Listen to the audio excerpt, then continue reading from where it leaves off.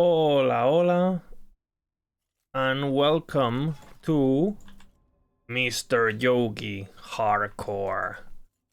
So we started this guy pretty much a day ago. He's already pretty high leveled because, you know, I leveled him a bit off stream and then I've been playing him one day on stream. And so far, this is basically his gear. We have tier 7, we have this with a bit of HP, we have a tier 7 red ring, we have another, we have two actually, sorry. We have the tier 7 increased health regen, which gives us a lot of sustain for the build. We have the primordial earthquake, and everything else is just 1 LP, except my inheritance of the erase, absolutely retarded item, really strong. You know, with the crit, the pen, which is quite useful because most of your damage is physical, and the shred and the frailty with the really good implicit damage over time, etc. This amulet is basically never getting replaced, pretty much. And then my idols are just like some resistances, some cooldown, you know, my enchantments, as always, absolute dog shit, some shark effect. And yeah, we've been basically doing a new strategy on this guy. It's basically the reason I built this character, which basically this character has been built to do Rampant Coast farming, you know, which is this map with the bosses, with Conquer Towers. The reason we've been doing Conquer Towers is in order to obtain these very powerful imprints in order to make really good gear. I'm gonna map a single map so you guys see how the mapping is, and then I'll show you guys some of the items that we got making this strategy.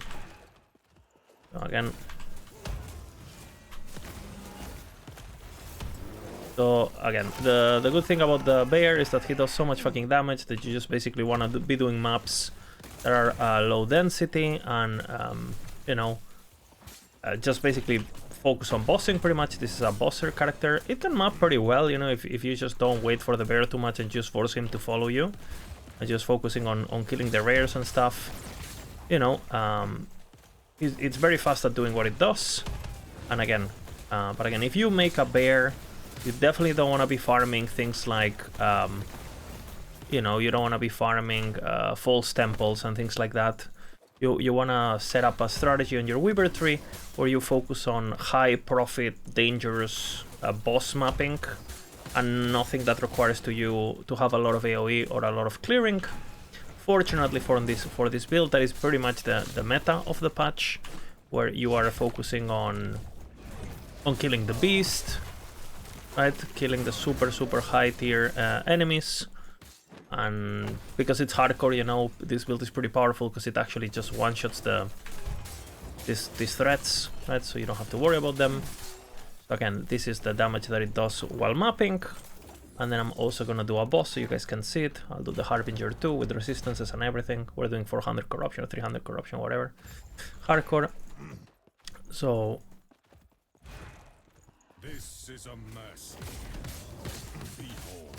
So yeah, it's basically a one-shot. The boss, you know, that didn't really, yeah.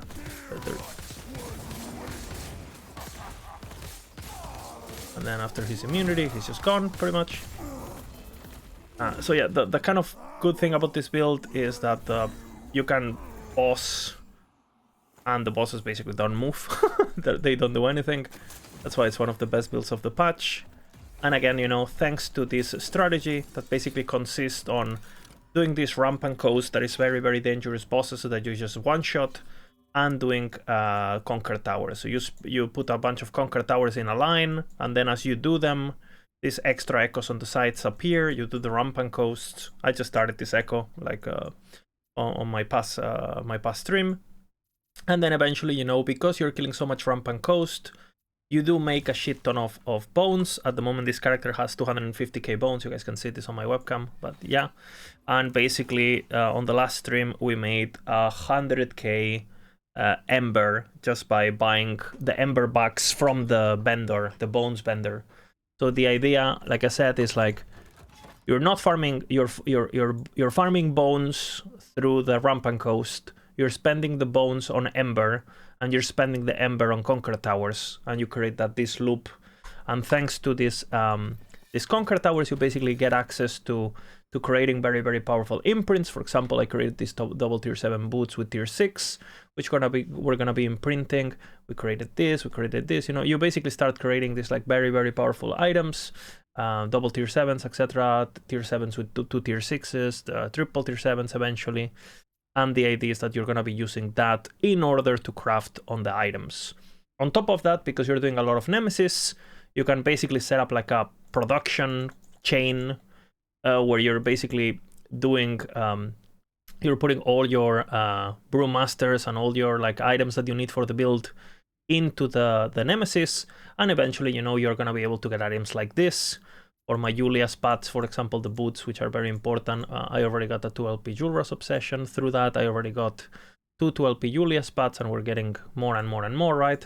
So the idea is like, as you're getting the powerful imprints, you are getting the super giga LP high items thanks to the Nemesis, and it's kind of like this cycle of where ideally, you know, if you're playing this build and you're following this strategy, you shouldn't really be doing normal maps that often, right? You should be doing towers, ramp and coast, and a regular map from time to time, you know, a regular cemetery from time to time, and then, you know, ramp and tomb, you know, like an tower, and that's basically what you do, and you don't care about anything else.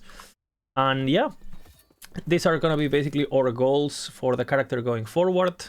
We're gonna be imprinting, we've been imprinting red rings and the boots. And you know, the moment I get the boots with double tier 7 with like, again, cooldown or strength or whatever, with movement speed, we're gonna be hitting the 2LP mountain Julia's path, etc. Again, character is going pretty fucking good.